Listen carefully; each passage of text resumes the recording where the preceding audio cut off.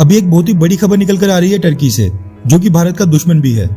उसको रशिया ने एक बड़ा झटका दे दिया है, जिसके बाद अब टर्की की मुश्किलें और भी बढ़ने वाली हैं। बाप बड़ा ना भैया, सबसे बड़ा रुपया, ये बिल्कुल ठीक बैठता है रशिया पर, क्योंकि इस समय रशिया की अर्थव्यवस्था का इतना बुरा दौर चल रहा है कि उसको नाटो सदस्य देश टर्की तक को हथियार बेचने पड़ रहे हैं। और कहीं ना कहीं ये सब अमेरिका की वजह से हो रहा है, क्योंकि उसने रशिया पर इतने कड़े प्रतिबंध लगाए कि उसको अब व्यापार के साथ साथ हथियारों की बिक्री पर भी निर्भर रहना पड़ता है। और फिर यहाँ तो एक तीर से दो निशाने लग रहे थे, हथियार भी बिक गए और नाटो में दरार भी पड़ गई। अब बात टर्की की करें तो उसके लिए मुश्किलें और भी बढ़ गई हैं, क्योंकि उसके सभी दुश्मन देश उसके खिलाफ एकजुट हो गए हैं। और वहीं जो उसके दोस्त हैं जैसे पाकिस्तान, मलेशिया, वो खुद अपनी मदद नहीं कर सकते, तो टर्की की मदद करना तो दूर की बात है। टर्की पहले ही मेडिटेरियन सी में तेल भंडार को लेकर ग्रीस के साथ लड़ रहा था, और सैन्य कार्रवाई की शुरुआत और धमकी भी सबसे पहले टर्की ने ही दी थी। वैसे आपको बता दूं कि टर्की और ग्रीस दोनों ही नाटो सदस्य देश हैं, लेकिन फिर भी एक दूसरे के कट्टर दुश्मन हैं।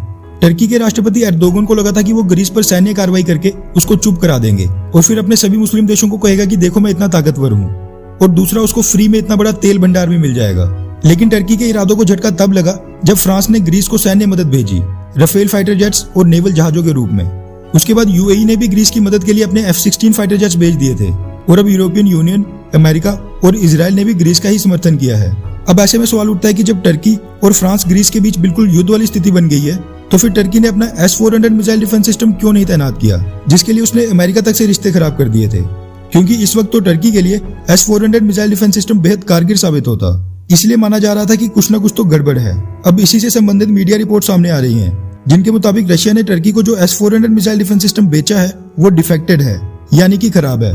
दरअसल रशिया ने टर्की को S-400 मिसाइल डिफेंस सिस्टम की डिलीवरी पिछले साल अक्टूबर तक कर दी थी, और टर्की ने इसकी टेस्टिंग नवंबर के महीने में शुरू कर दी थी, और तब कहा जा रहा था कि ये टेस्ट बिल्कुल सफल रहे।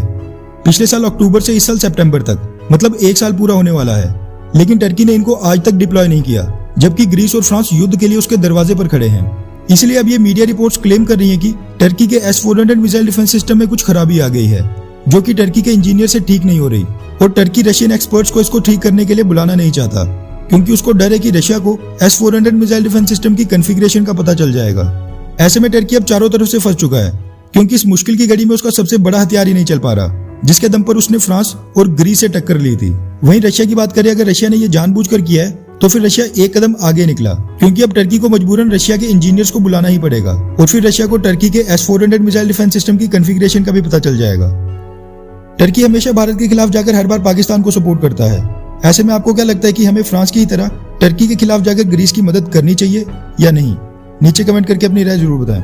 अच्छा सुनो, चैनल को सब्सक्राइब करो, उसके बाद घंटी बजा देना ताकि अगली वीडियो आपसे मिस ना हो पाए। Thank you.